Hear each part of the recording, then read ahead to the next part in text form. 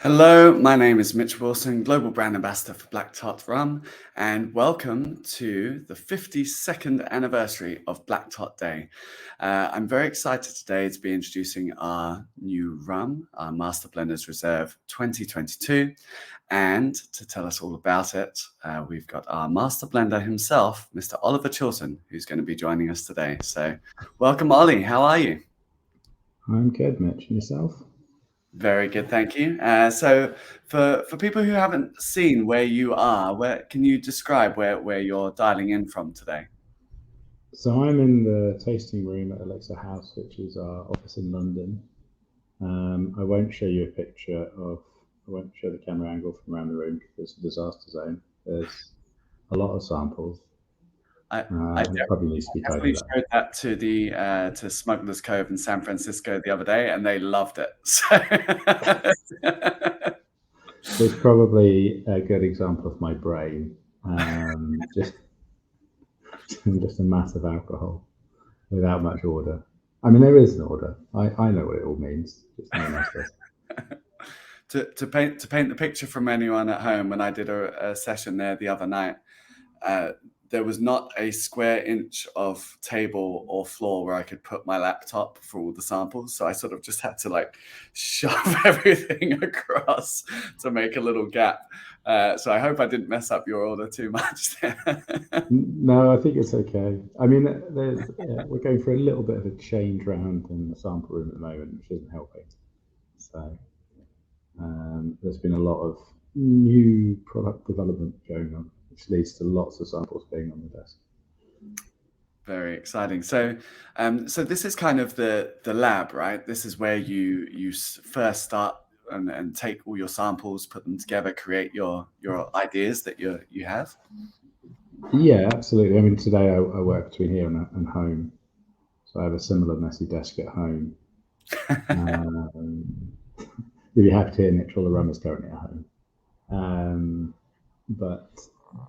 Yeah, we start in here with, well, for instance, if we're looking at MBR for next year, which we're going to start doing now, we'll get samples in, stuff we could buy. We've got samples of stock we're sitting on.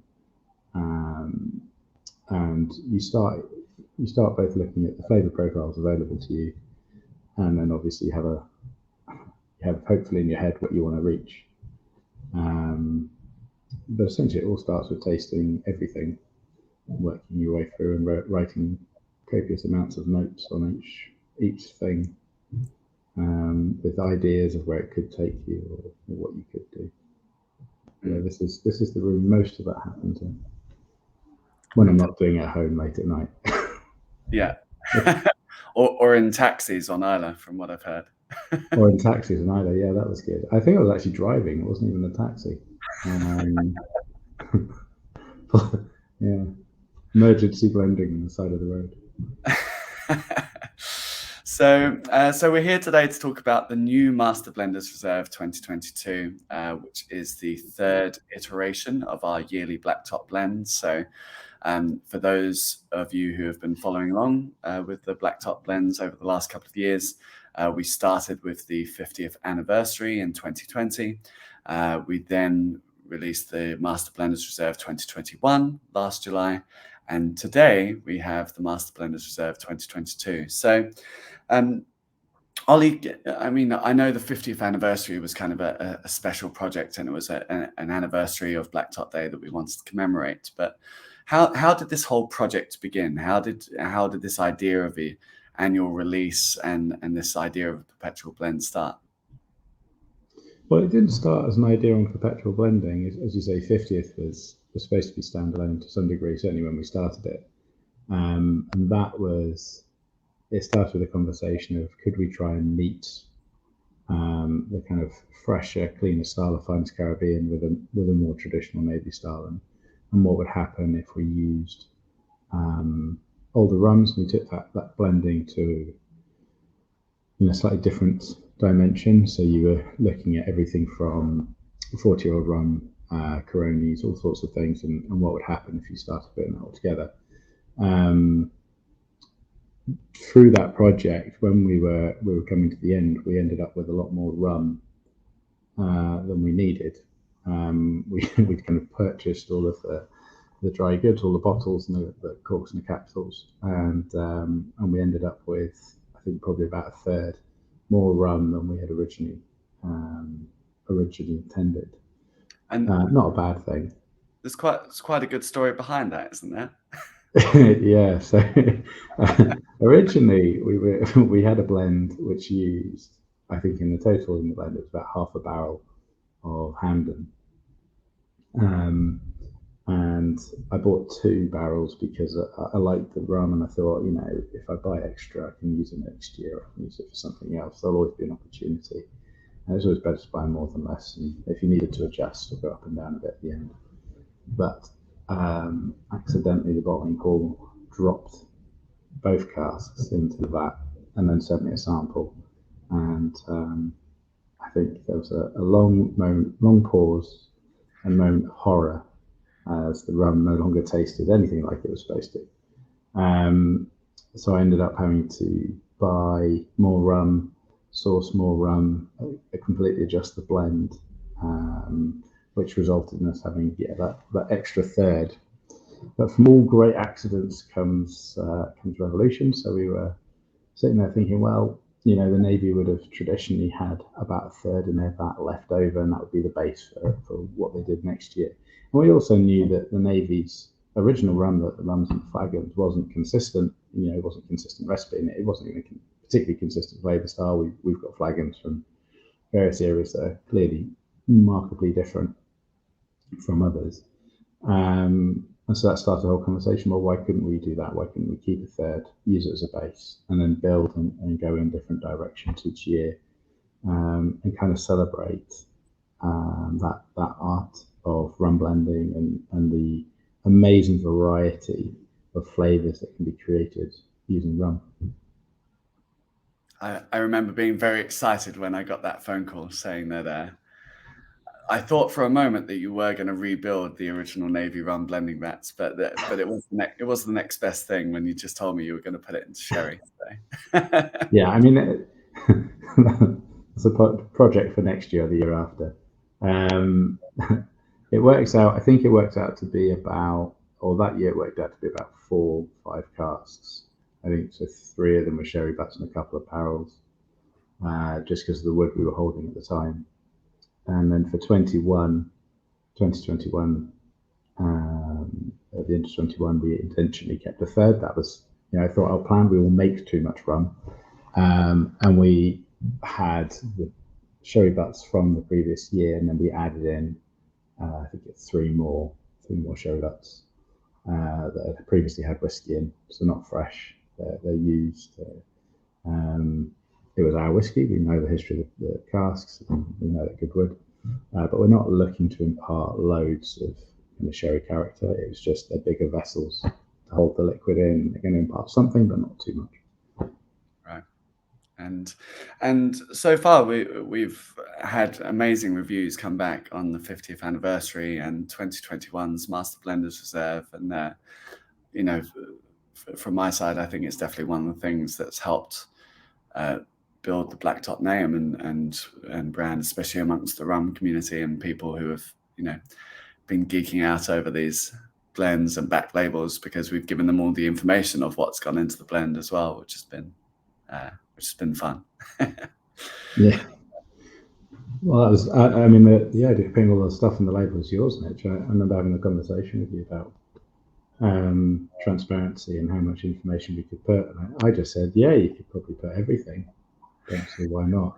I'm not sure the designers were particularly happy with the situation. I think Raj C thought we just created a massive headache. Luckily, only 50th only had 9 individual components. Obviously, there's multiple casks of each of those. And then 50th also had 9, not through intention, just by chance more than anything. This year, it's slightly more this year, so that's created a label problem. So okay, well, I think we should crack on and show people the bottle and the label. So this is our new Master Blenders 2022, and As you say, this has a lot more components in it. So I think we're hitting around 20 different components in this year's plan. Is that correct? It's something like that, yeah. I can't remember exactly. So we kind of went down a slightly different route in terms of process, and it's very much inspired by it's inspired by Skier, who are a massive blending house and supply rum to everybody. And some of the work we did with them on Finest Caribbean, and the idea of, well, they based theirs on the idea of consistency. Mine was more about creating flavour counts to work with. So it's this idea of intermediate blends. These are blends that you're not making them to release, you're making them to use. And you try and create flavours with each blend. And then you use those to create your end product. So I really love that idea. I love the idea of creating your own colour. I've got this analogy in my head, which is very, well, excuse the pun, very arty. But it's the, if you go to your DIY shop and you buy paint, and they mix it up for you there and then, and it's a set color, and you've got all these big paint companies that have, set color ranges that they do, and there's a difference between each one. And then you go look at certain artists. So if you take Raoul Dufy, he has a specific blue that he creates himself, or he created himself, and when you see his art, you can pick it out because of that color. And I really love that idea that we could go and create our own color palette to work with for Master Blender's Reserve. But that in itself created a bit of a mess. So this, if you look at the back label of MBR 2022, it's got five components. Each of those components essentially contains multiple rums. So, as an example, the Jamaican blend contains around nine different rums on its own, and the Barbados, I think it's 3 or 4. The Trinidad, 3 or 4. So there's a lot in there, and they create. It was the idea that you could create these different flavour counts to work with to build your blend. So one thing that I should point out to anyone who's been following along with Black Tot previously. So as Ollie just mentioned, we've essentially, because there were so many components, we couldn't fit them all onto the back label, and so these have all now been grouped into countries. However, don't fear, it's purely because of the space on the label. We still want to give you all the information. I always thought it was funny that there's people at trade shows who, even with the 9 that we had on the previous blends, would often have to be like, I can't actually see it all, or I need to put my glasses on to be able to get down. And I thought it would be great to do the 20 label just to make it really hard. But instead of that, we have added a QR code, which when you scan that will actually give you the entire blend breakdown on our website. And today, if you go to blacktot.com and you look up Master Blender's Reserve 2022, you will see the full recipe breakdown of everything in this rum. So for those of you who are thinking of grabbing a bottle, Ollie and I thought we might go through some of these components and talk piece by piece how Ollie blended this and put this together, so that you can really dissect it. And you might want to save this part of the tasting for when you've picked up a bottle and you can taste along. Or you might just want to whet your appetite and see if it sounds good before you order. So Ollie, where should we start in this tasting today? So I can suggest we start with last year's rum, so MBR 2021. Okay. But the sample you've got, Mitch, is the one that was aged in sherry and refill sherry for 9 months. So it's a little bit richer than last year's bottled product.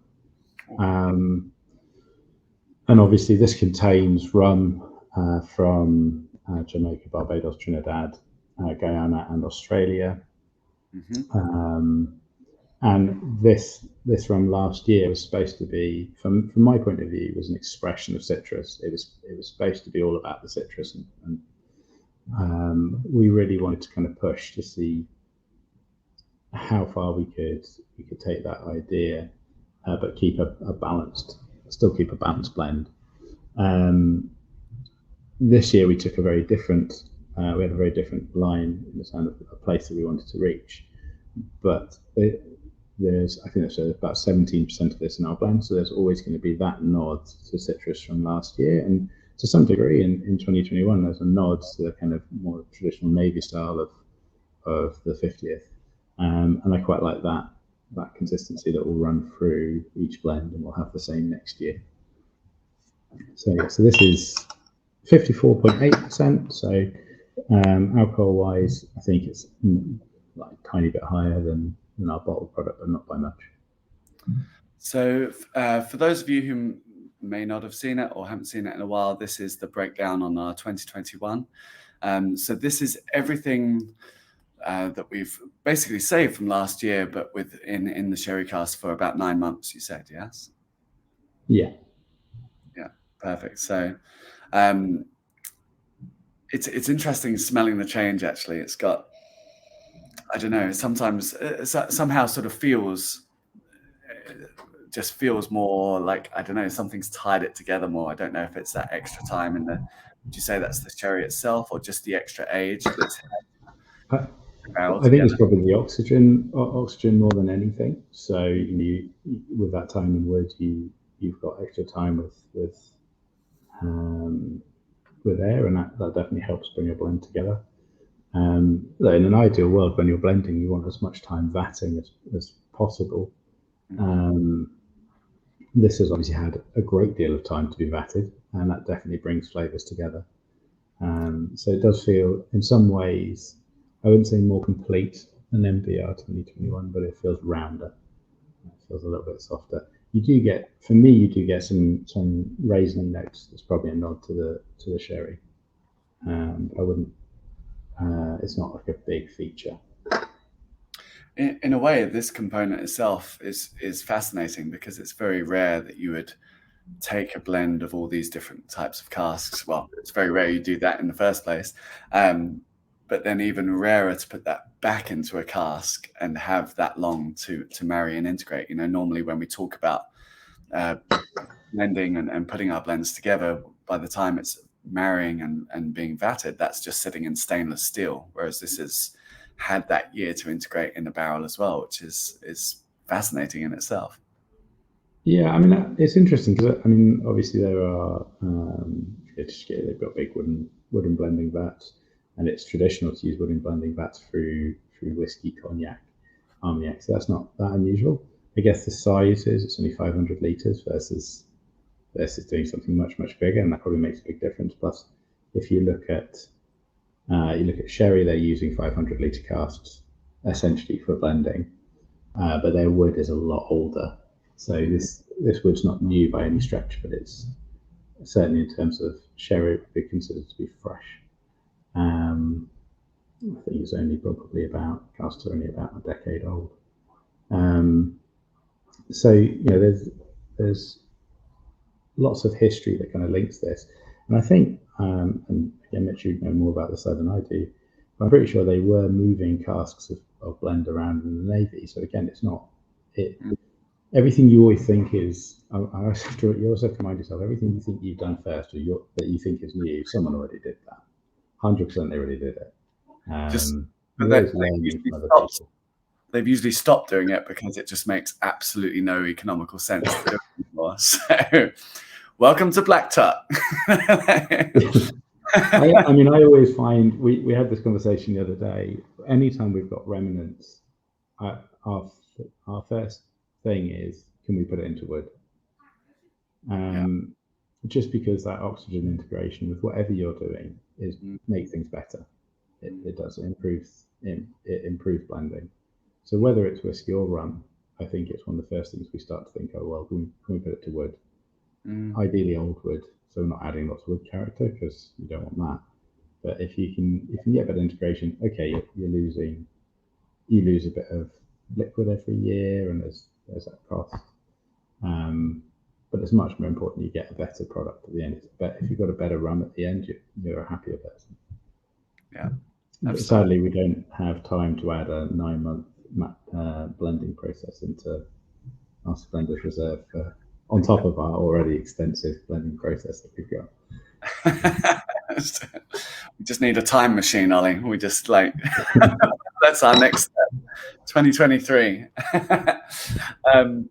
I'm curious to know when, because obviously the idea of this perpetual blend and using the previous year's blend as your base rum and sort of adding these new casks on top, I think sounds great and obviously has this tie back into Navy history. But from purely a flavor and a blending perspective, how much of it is an advantage and how much of it is almost like you'd rather have a blank slate to start with each year? You know, does it help you, or does it actually sort of give you some restrictions in any way because you've got this previous flavor that you've got to incorporate into the new blend?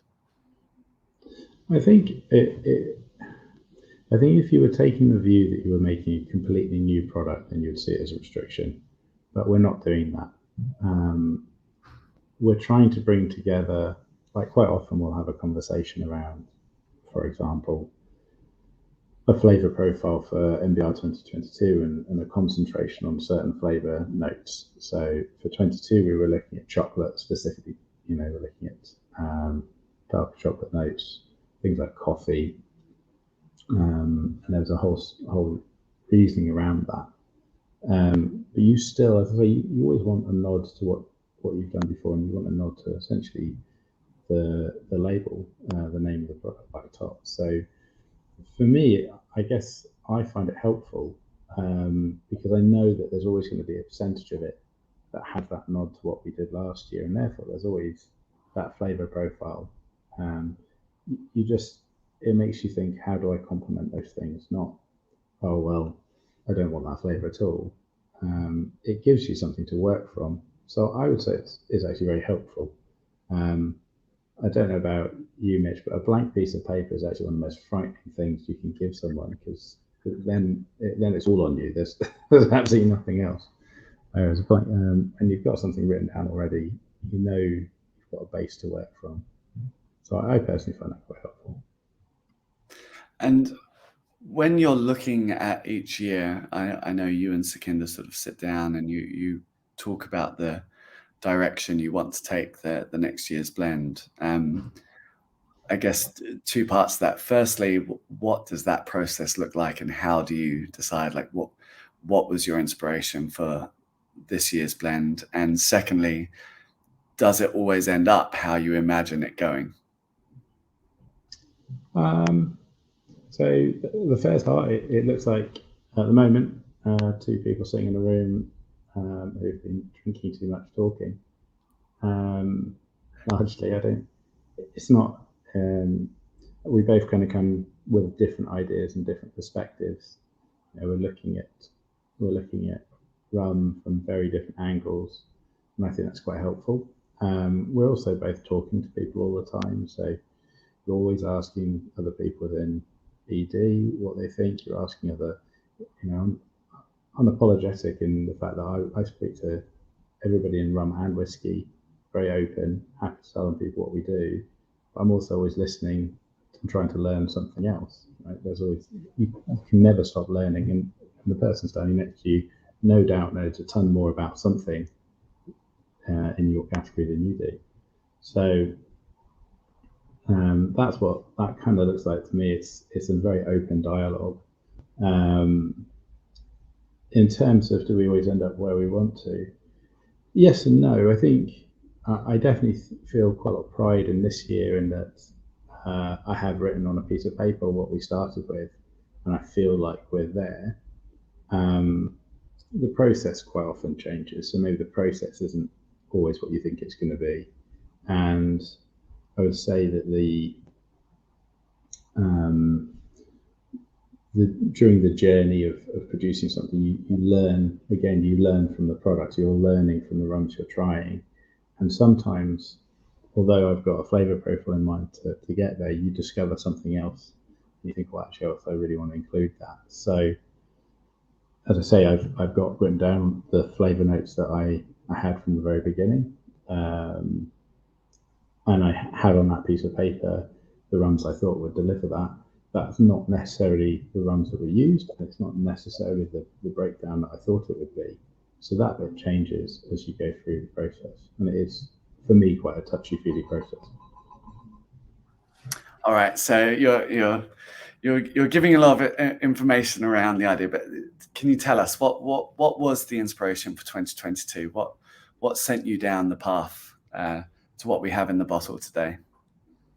And so it was very much from two sides. I'd already started working on the Jamaican blend that we used, and I'd started that just because I was really interested in some of the older Jamaican rums we were being offered, and some of the younger rums we had. And I thought the whole thing, for me, was a really kind of interesting project in terms of creating a flavour profile that represented the country, not just in terms of it's high ester, because it's not massively high ester, but in terms of the fruit profile matched with age and wood. And then the other part was Sukhinder, as many people know, he's obsessed with old spirits, with old production, with old bottled product. And he sat down and he was taking me through some old Barbados bottled in the 70s.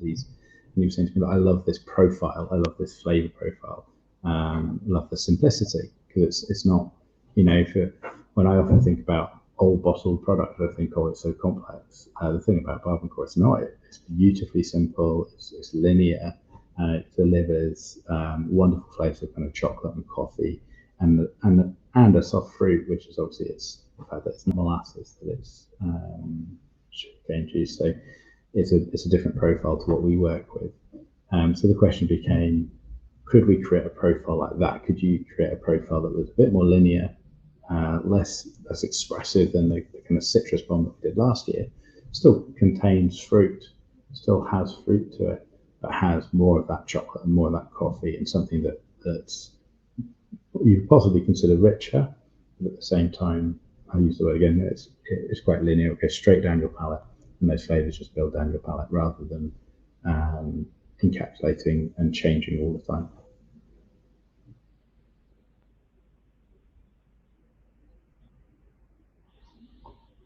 Oh, I've lost you, Mitch. You've gone very, very quiet.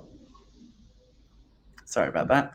I'm on the hotel floor in Reading currently, and there was some cleaners going by, so I just mute the mic. It's very, very glamorous behind the scenes of our recording session here. So let's go through the components then. I'm curious to know, first of all, how you came to each of these individual super blends, and what the flavors you were bringing to the table with each one was. So I believe we're starting with Barbados. Is that right? Yeah, I think Barbados is the best place to start. So I think I've said this quite a few times. I love Asian rum because I find it's a fantastic base to build from. It's sweet, soft. I often think of it being quite honeyed. I think in some ways it's the best introduction to rum, certainly was for me. So when I was looking at flavour profiles, one of the things I had was this cloudy honey, old honey in a jar. It's quite dense, it's almost creamy. And I had written down, I thought that I could probably achieve that using Asian rums. So we've used a mix of both Foursquare and Mount Gay. The Foursquare, there's two different rums in there. Some older rum from I think 2006, and then there's some younger rum that's essentially the same blend. So it's already blended for us. We buy for Finest Caribbean, and then we've aged that for another few years in Scotland. So it was taking those flavors and then marrying it with the mango, which was older and a little bit more robust, and trying to build that idea of kind of honeycomb and chocolate. So quite sweet. And again, I still see this as like the base that you're going to work from and build the flavors on. And I think that's really interesting, and something that I was showing a little preview of this to someone last night, and one of the things they commented on was, oh, you're using quite old rums at the top end, but then quite young rums at the bottom end. And I think you can probably see on this blend breakdown again. If I do, you can see sort of on the younger side, the Barbados, the youngest here is the 7-year. We've got a 2-year in the Guyana as well, but then all the way up to 30-year and 19-year on there. So what is that advantage? I mean, I don't think anyone's going to question your choice to throw in some old Mount Gay or old Foursquare in there. I think they're going to be pretty delighted about that. And this is the first time we've used Mount Gay in a Black Tot blend, which is very exciting. But what is the advantage then of adding these younger components in as well?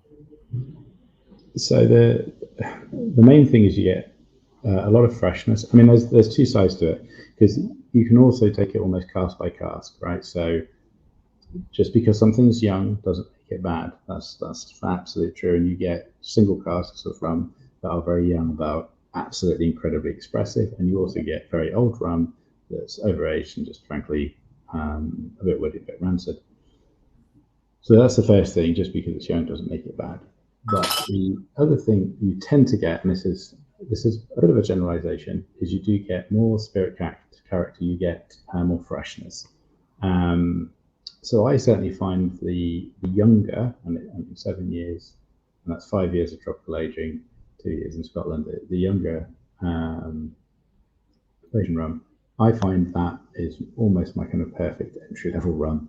And I would happily buy Foursquare as a punter at kind of 8 years. I think the Dawley's range is a pretty great example of rum in general. So I don't think that the age is particularly important, but when you are looking at it in generalized terms, it will give you fresher flavors. For me, the trick is that MBR should always have a nod to age. It should always be showing you that kind of that style of older rums. But sometimes I find those on their own. So if we were just using 20 plus or 30 plus year old rums, I think you'd end up with something very woody and maybe a little bit of steer, and you'd lose some of the fun and the freshness that I feel rum should also deliver. Do you find that's true across all categories? Because obviously you blend all of the whiskies behind you are your blends and creations too. But do you find that is a similar process in whiskey as it is to rum? Because I certainly for myself, one of the things which I think rum has such a strength of as a category is that rum drinkers tend to be very open to unaged spirits versus aged spirits, and I think a lot of rum people do appreciate the value of an unaged rum, whether it's a Clarin or a Ray and Nephew, or we really have that appreciation for unaged spirits probably in a different way to how the whiskey world does. I think it's true in every category, absolutely every category, where you've got people who really care about distillate, and you have distillate-driven whiskies that are absolutely outstanding. And the funny thing with whiskey, and it's the same in rum, although I think it's a bit less obvious because there's less access. You can have something that's 25 years old in rum and in whiskey, and it's taken on very little wood character, and it's got loads of distillate character. I guess what makes rum maybe a little bit more interesting is the diversity of distillate character is pretty big. The diversity in whiskey is also there, and Scotch whiskey is also there, and frankly, it's getting bigger.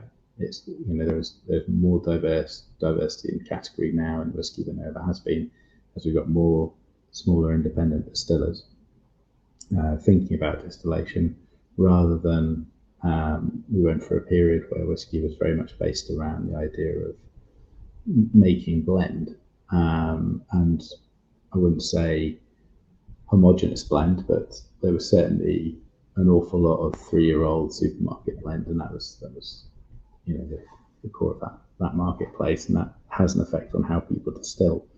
Whereas rum, you definitely have that. You definitely have a market for cheap column still, straight out the door, very little flavour product that you can say it's rum.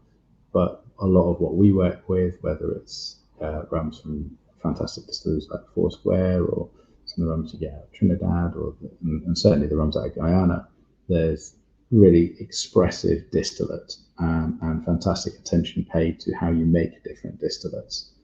And that's really at the heart. If you take Foursquare as an example, Richard's got multiple ways of making spirit. He can make lots of different spirit styles, and he pays a lot of attention to that. Does a fantastic job of doing that.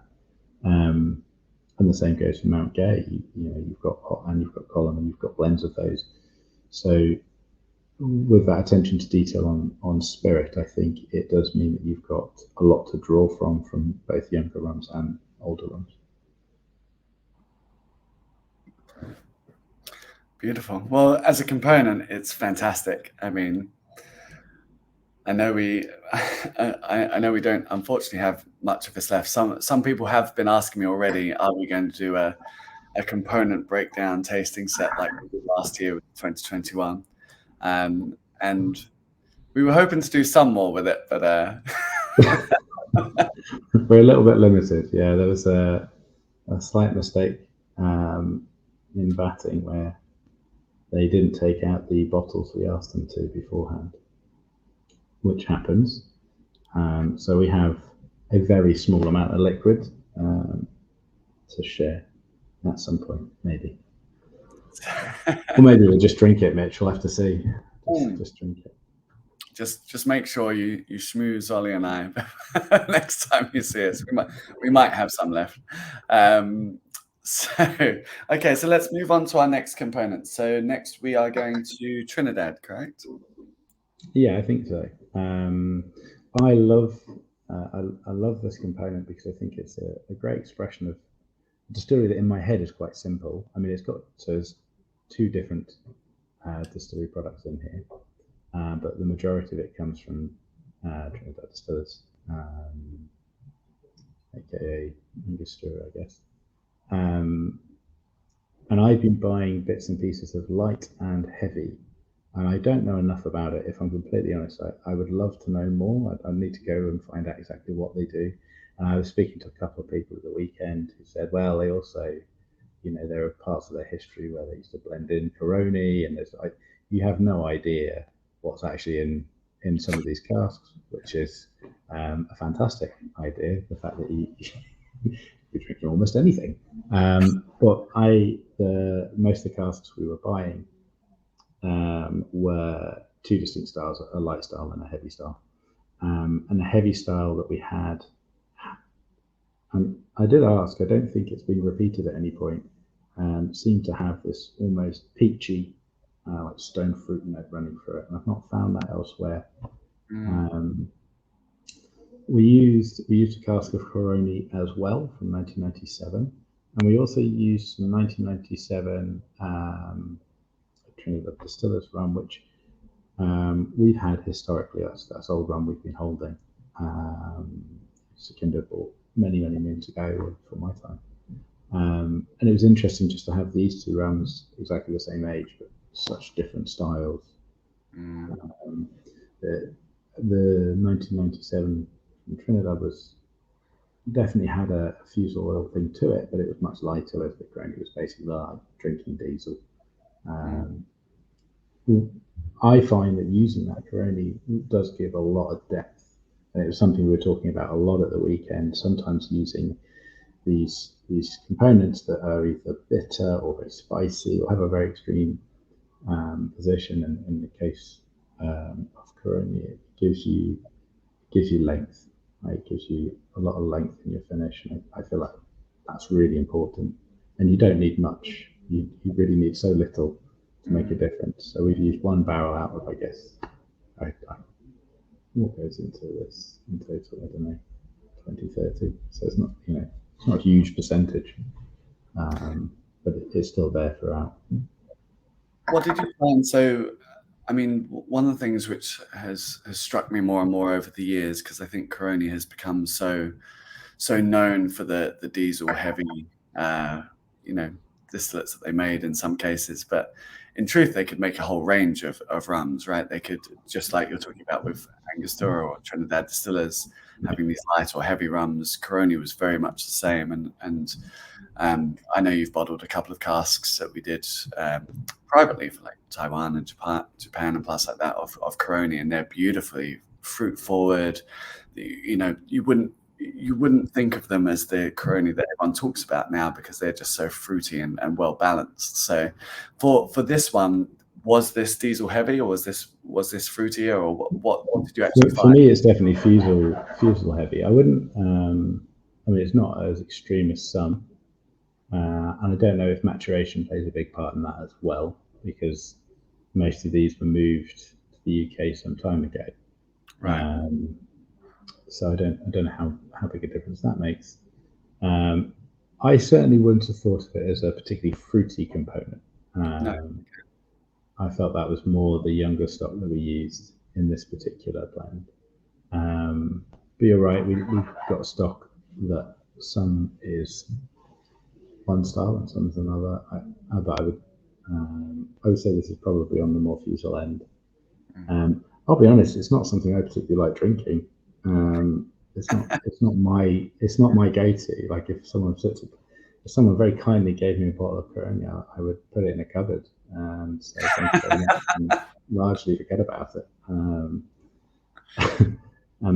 it's just not my cup of tea. But I like it as a thing to build on. I like it as a thing to create a flavour in the background. Yeah, fantastic. And it's yeah, I mean certainly in this component that I'm trying now, the fruit is really coming through, but presumably from more the old Trinidad distillers side, you know. But yeah, again, those peaches, apricots, those stone fruits are so dominant in old Trinidad rum there. So yeah, very, very tasty, very nice. In terms of coming back to your vision for MBR 22 and the different components that you were putting together for it, where did the Trinidad sit? What was it? What was this bringing that the other ones didn't, or was there's something there that you were trying to recreate as well? So again, it was going back to that kind of chocolate idea, and I think it's a really extreme example of that. It's almost like dusty old chocolate, like you've opened a wrapping paper of a chocolate bar that's been sitting on your shelf for probably far too long. And it's almost got that texture to it as well. And I really wanted that because it gives this idea of age. It gives an idea, kind of nod towards like dusty books as well. I love the fruit because it's very delicate. That slight stone fruit note there as well, and that was giving helped build up in the background this slightly kind of more like estified coffee. So anyone who's really into coffee, if you can buy these deeply fruity ones, and I wanted a little touch of that as well to complement essentially the Guyana more than anything, which we'll come to in a minute. Is much more coffee heavy. Beautiful. All right. Well, let's get on to the Guyana then. So, yeah, tell us about this. Is this all coming from Demerara Villas this year? Well, yes, absolutely. Or have you just put some like crazy old thing in there as well from Iflet or done it before? No. Not this time. No, this would all be Demerara distillers one way or the other. So it's I think it's just three components off the top of my head, and it's basically the two that we use in Finest Caribbean that we've matured further. So we've got a 3 to 5 year old or a 5-year-old blend that we buy in, and then we age that for 2 more years. We have an unaged rum that we buy in that's highly coloured in Guyana with their very own colouring, which I spoke to quite a few people about this weekend. And the idea, like my understanding of speaking to someone who worked for Demerara distillers in the UK many years ago, old guard, and he said, well, it was basically they boiled down sugar, so it's essentially just boiled down molasses until it's so thick you can stick your finger in it and you'll never get it out.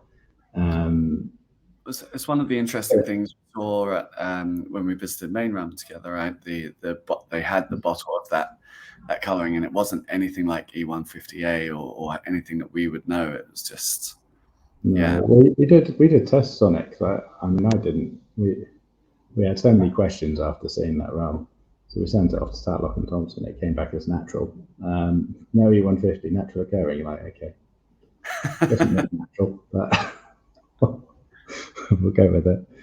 So it's those two, and then we've used in 2003 also coloured rum, Consta rum.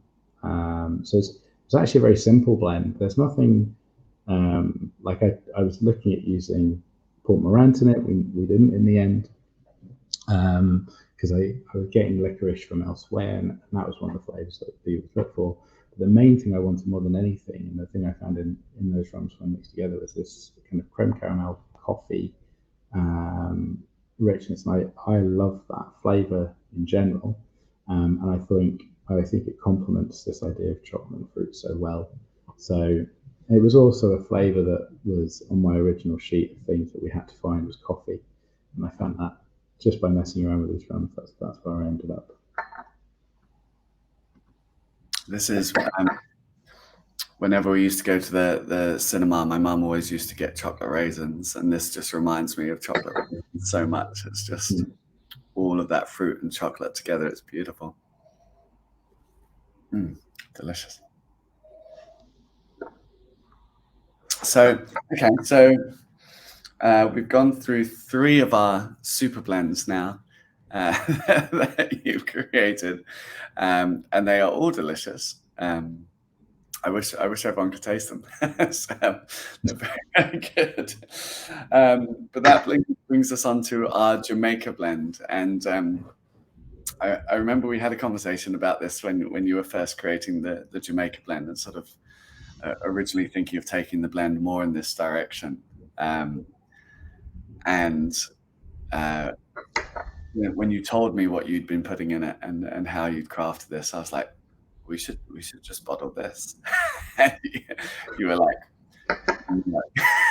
This is ridiculous, because this is probably the most expensive of all the components, right? Oh yeah. I mean, if we bottled this blend in itself, it'd be about £450 a bottle, with none of us really making any money. So it's a bit pricey. And it was only, honestly, it was done because I tried some older Jamaican stuff, and I just found it too woody, and it kind of lost the freshness. And I was sitting there thinking, I wonder what happens if I put these two things together. And then I spent about a day just messing around, going up and down. I actually had about 2 or 3 different variants of this, and that was before we'd started the process. And I created this blend. I was chuffed with it. Not in and of itself, although I have to say, and this will sound ridiculous because it's coming from me. I'm trying to say unbiasedly. I really love this as an expression of Jamaica. I love this as an expression of balancing out the different styles that are created, and balancing out the wood, and making for something that's both fresh but has this feeling of age, and has amazing length and quality. And I didn't really know what to do with it after that. I just kind of made it, and it sat there, and I'd drink from my sample bottle occasionally. So much so I had to make it again when I actually went to do work with it. So luckily I'd written everything down. And then yeah, we started the conversation on MBR, and I suddenly thought I really loved the idea. This became my base for the idea of creating a blend that you could use that would express something. And I'm happy we've done it that way. I would say it's probably the most labour-intensive way of building a blend we've ever done. But in some ways, I feel it's so much.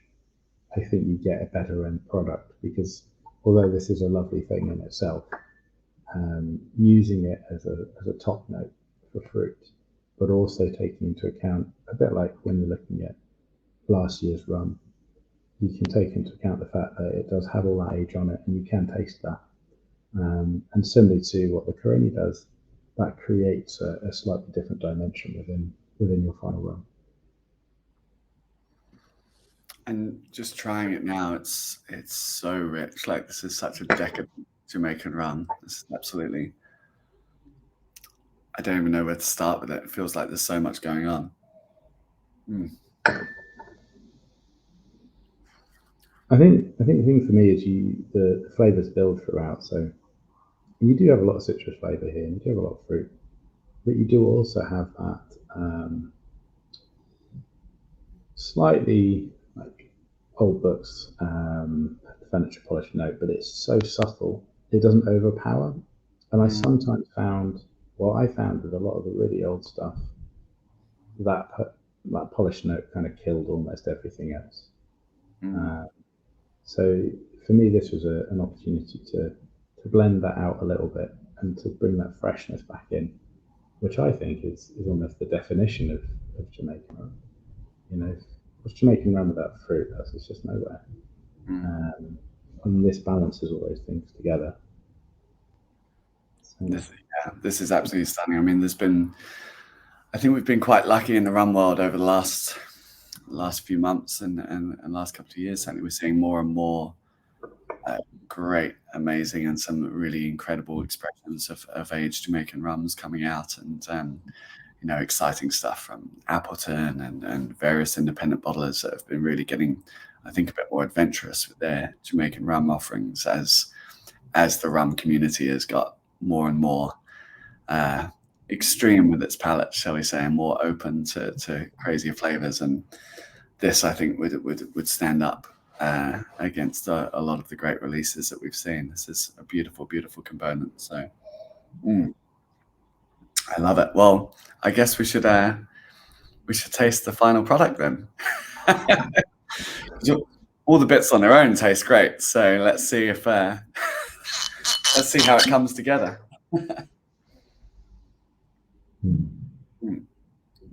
So the 2022, let's say we are officially launching it today, Black Tot Day 2022, 31st of July. It'll be, I guess, available pretty much immediately in your favorite retailers in the UK, and then overseas as soon as we can get a boat there, basically, which has been harder. Easier said than done these days.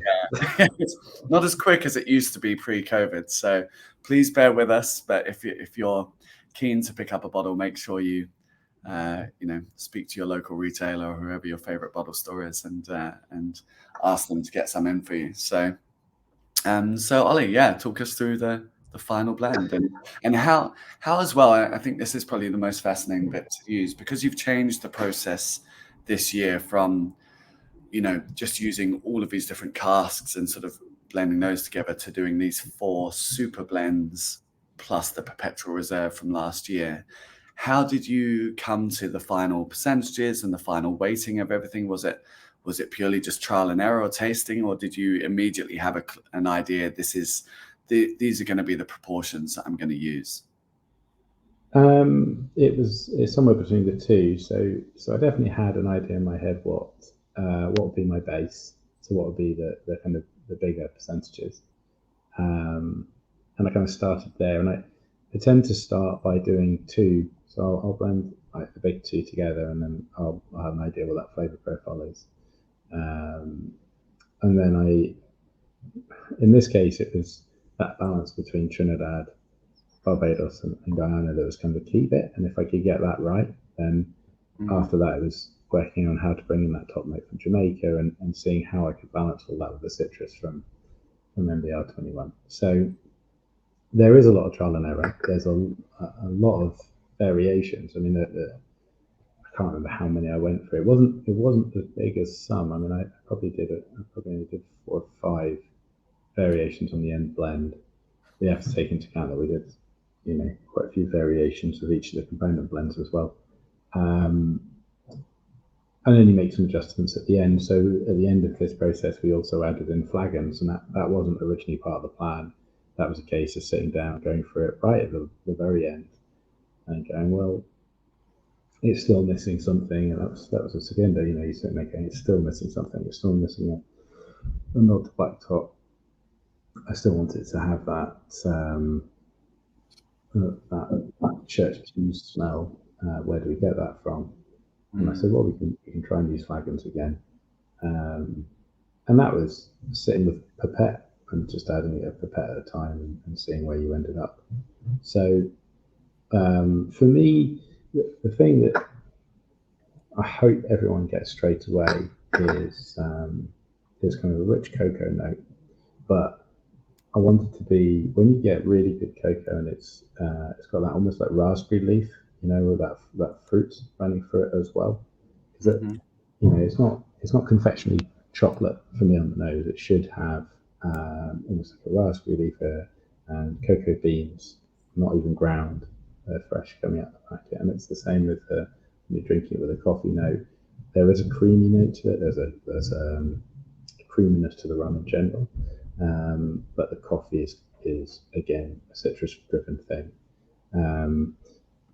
It is a lot more linear as a drink. So one of the things I was really keen to do was to emulate those old style rums where they are maybe a little bit more simple and they go straight down the middle of your palate and the flavours build down the middle of your palate, not making for something that was always changing and chopping and changing, but you had these 3 or 4 key flavours that would build down the palate.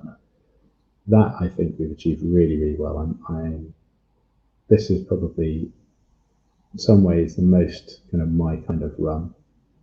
I think this is a very easy rum to drink, probably a little bit easier in some ways than last year.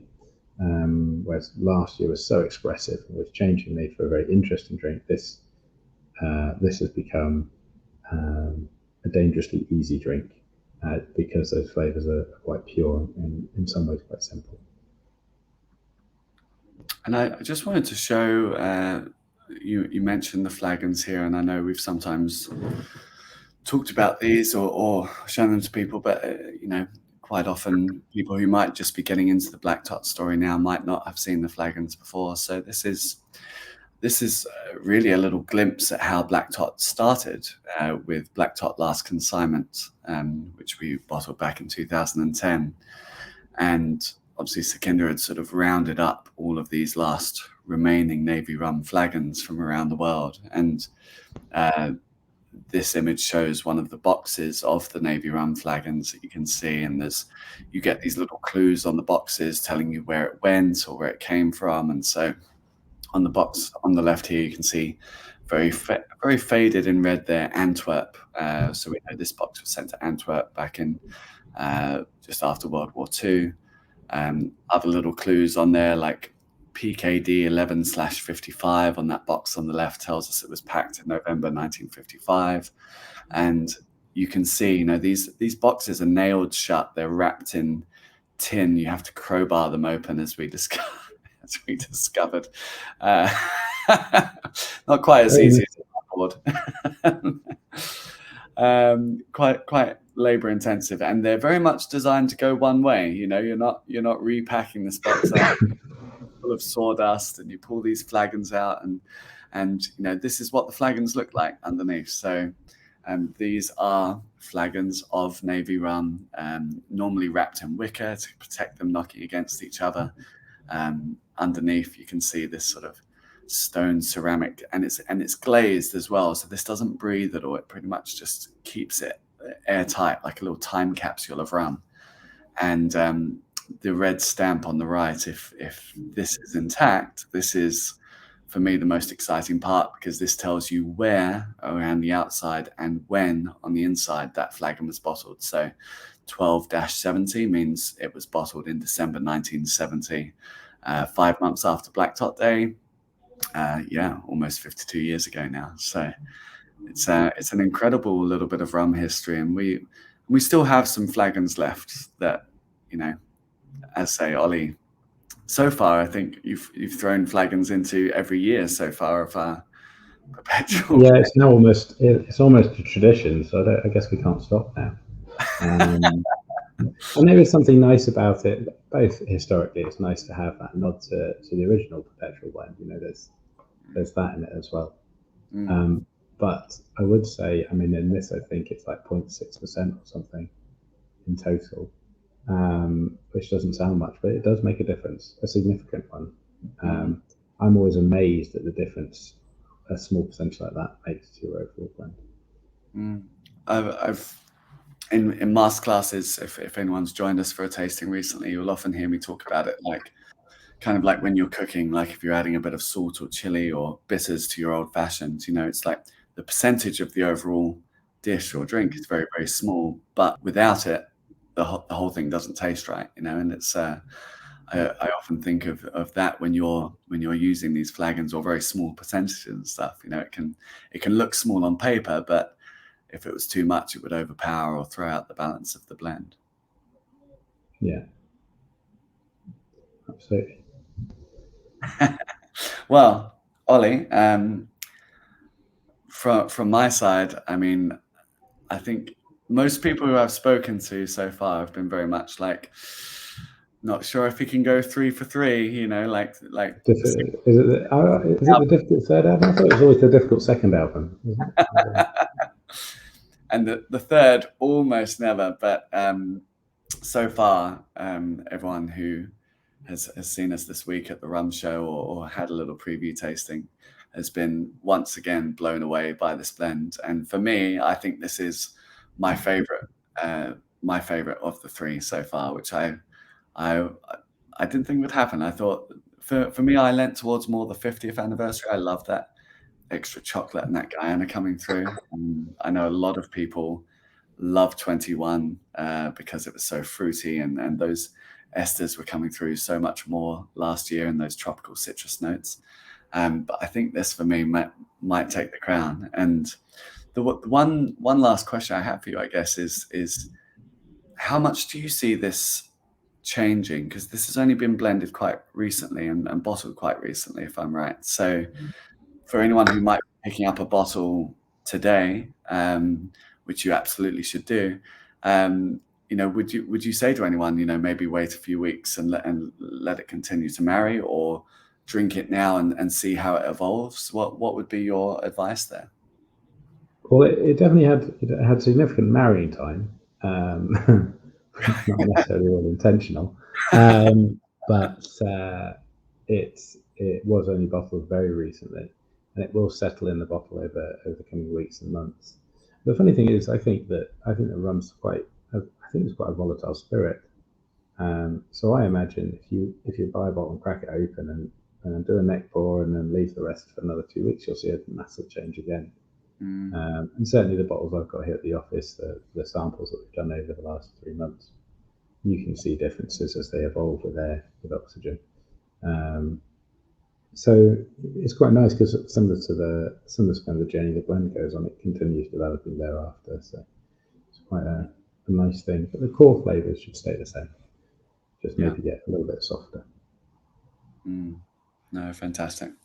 Well, thank you, Ollie. I can't wait for everyone to try this and taste this with us. If you're drinking some Black Tot today, or if you're somewhere around the world, please let us know. Share your toasts with us, because we'd love to raise a glass with all of you around the world. And I can't wait for you all to be able to try the 2022, out now in your favorite stores, and coming soon to a country near you. Hopefully the country you're in. So, cheers, Thanks, Ollie. Mitch. Thank you so much, and happy Black Tot Day, everyone. Happy Black Tot Day. Have a good day.